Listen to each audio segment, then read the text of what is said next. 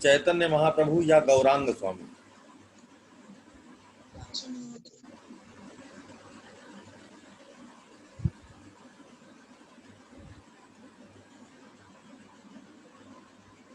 श्री कृष्ण चैतन्य।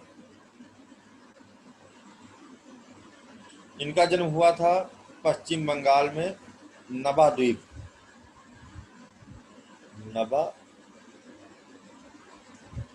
द्वीप में हुआ था। इनका जो वास्तविक नाम था विशंभर नाथ मिश्रा, रियल नेम।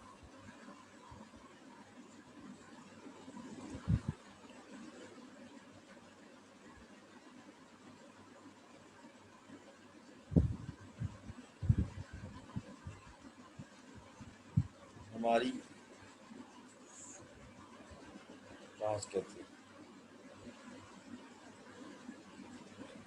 और ये कृष्ण भक्ति धारा से जुड़े हुए थे वैष्णव सेक्ट में।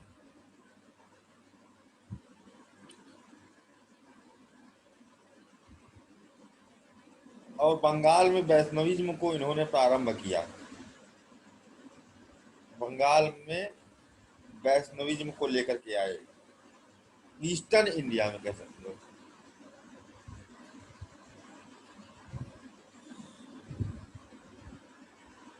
बंगाल, झारखंड, उड़ीसा, इनके इम्पैक्ट से इन क्षेत्रों में भी वैष्णव भक्ति धारा बही। और इन्होंने एक बहुत स्पेशल चीज खोजा, संकीर्तन, सॉन्ग एंड डांस। सॉन्ग क्या कह सकते हैं उसे, सॉन्ग नहीं कहेंगे, भजन। भजन के साथ में नृत्य, करताल, मंजीरा, है ना, इन सब के साथ आनंद में डूब करके ईश्वर की भक्ति करना। और ये भक्ति की बहुत ही उत्तम अवस्था होती है।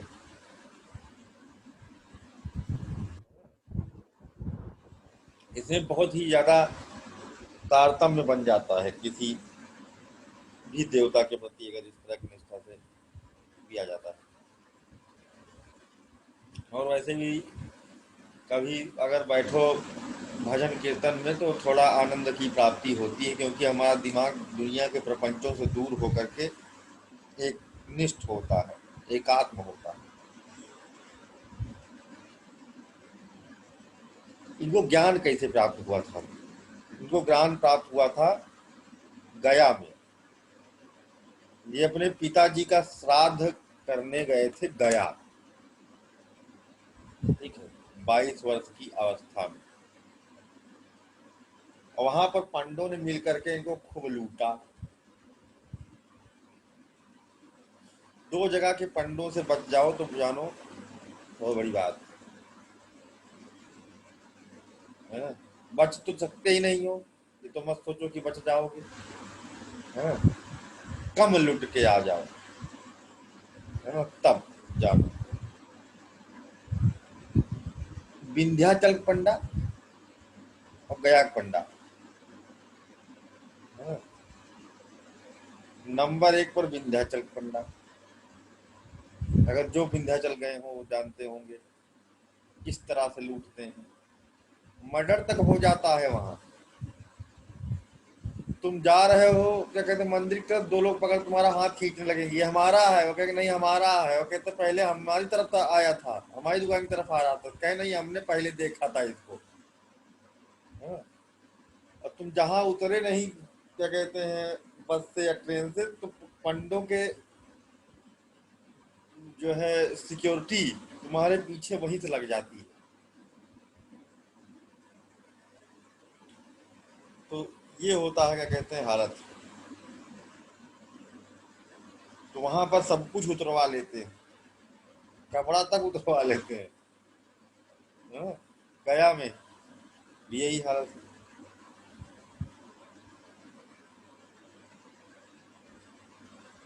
तो इन्होंने क्या कहते हैं वहां पर सब कुछ अपना गंवाया, और उसके बाद इनको बड़ा अच्छा लगा, लुट गए, बड़े प्रसन्न हुए। इन्होंने कहा कि ये अब हमको बड़ा आनंद आ रहा।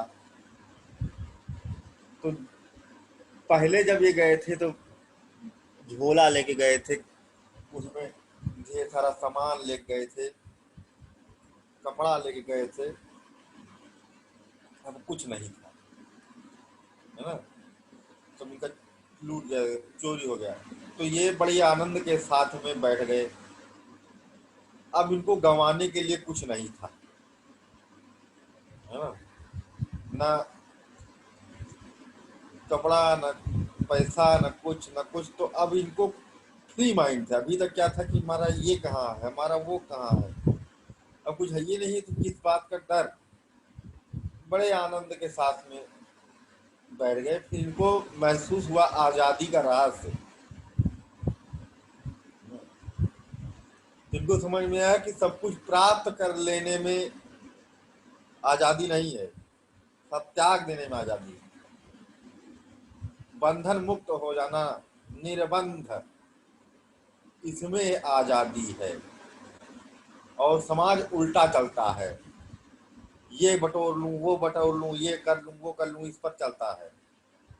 तो इनको वास्तविक राज समझ में आया। फिर काफी समय तक यहाँ घूम घूम करके जो है ये विचरण करते रहे इधर से उधर, और अपने मस्ती में खोए रहते। कुछ साधु संतों की भी संगति इनको प्राप्त हो गई, है ना, और वहां पर ये अपना भजन वगैरह सीखे, है ना, चैतन्य महाप्रभु ने।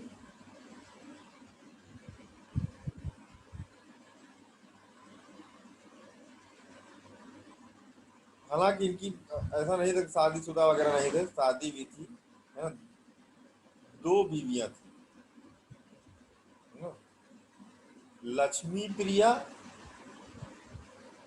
और विष्णु प्रिया नाम की 2 पत्नियां भी इनकी थी।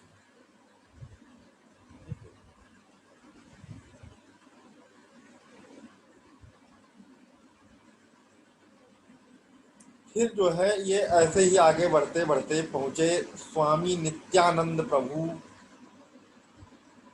के आश्रम में, है ना। अच्छा, इसके पहले इनको जो है ईश्वरपुरी नाम के संत से भेंट हुई थी, ठीक है, जिन्होंने सबसे पहले इनको, ये बहुत जो एकदम मन से परेशान थे एकदम से, तो जा करके वहां पर ईश्वरपुरी नाम का एक संत इनसे मिला वहां। तो उनका क्यों परेशान है, तो उन्होंने कहा कि अरे हम लुट गए, ये हो गया, वो हो गया, फलाना धमाका। तो उन्होंने इनको सबसे पहले कहा कि अरे कृष्ण कृष्ण जपो, कुछ नहीं है भाई, टेंशन मुक्त हो जाओ तुम, है ना। और इनको भजन सिखाया पहली, हरे कृष्णा हरे कृष्णा हरे कृष्णा, ऐसे कहा, यही करते रहो बैठ के। तो सबसे पहले इनकी भेंट किससे हुई, ईश्वरपुरी नाम के संत से हुई, जहां से इनकी एक तरह से प्रेरणा का काम किया। ईश्वरपुरी इनके गुरु नहीं बने थे, उन्होंने बस इनको एक सहारा दिया था। हरे कृष्ण कृष्ण कृष्ण हरे हरे, हरे राम राम राम हरे हरे, यही इनकी मुख्य भजन है। तुम लोगों ने भी कभी सुना होगा इसको, है ना। अक्सर इनका महाप्रभु चाइल्डहुड नेम निमई कहाँ से हो गया। बुक में दिया है, चाइल्डहुड नेम, बचपन का नाम निमाई था। अच्छा अच्छा, इनके पिता का नाम जगन्नाथ मिश्रा था।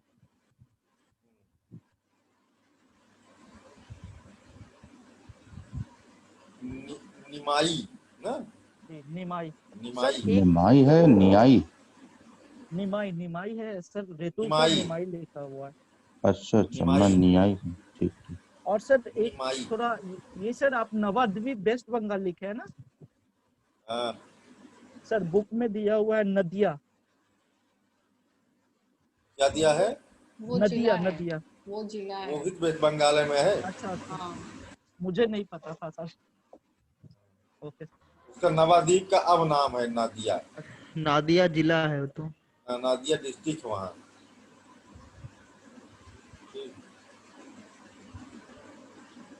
फिर स्वामी नित्यानंद इनके गुरु बने, ठीक है। फिर दूसरे गुरु बने अद्वैताचार्य जी महाराज बने। फिर उसके बाद अपना ये काफी भक्ति उक्ति खुद ही सीख गए थे और भजन वजन गाते गाते पहुंच गए वापस अपने देश। वहां पर इन्होंने क्या कहते हैं फिर भक्ति आंदोलन को बढ़ावा दिया। लास्ट समय में पहुंच गए थे जगन्नाथपुरी, जहां पर इनकी क्या कहते हैं मृत्यु हो गई थी, नीलांचल।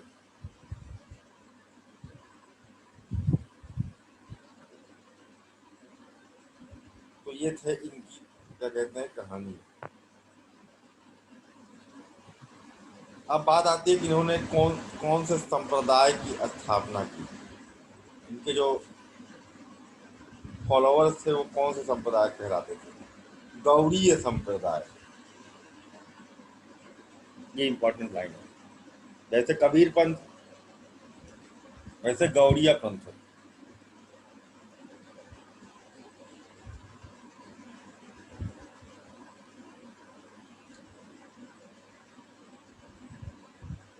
गौड़ीय संप्रदाय या चैतन्य संप्रदाय के नाम से भी इसे कहा जाता है।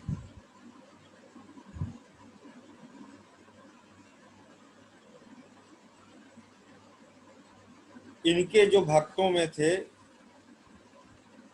6 प्रमुख भक्त थे, जिन्हें कहा 6 गोस्वामी। 6 गोस्वामी।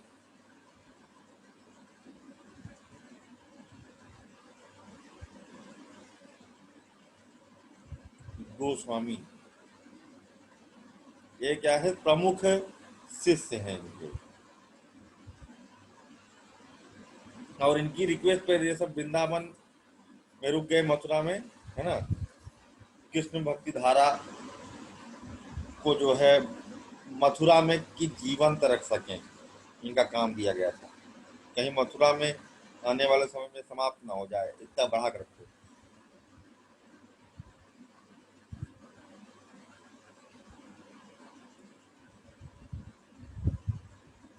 जिनमें सबसे प्रमुख भक्तों में आते हैं ऐसी भक्ति वेदांत, इनके शिष्यों में।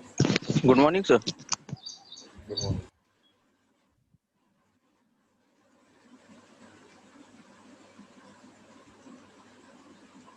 ऐसी भक्ति वेदांत, जिन्हें कहा जाता है स्वामी प्रभुपद।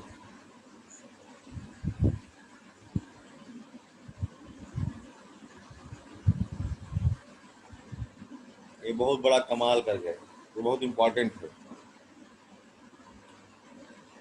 इन्होंने ही इस्कॉन सोसाइटी की स्थापना किया, international society for Krishna consciousness. India में भी है, विदेशों में भी है।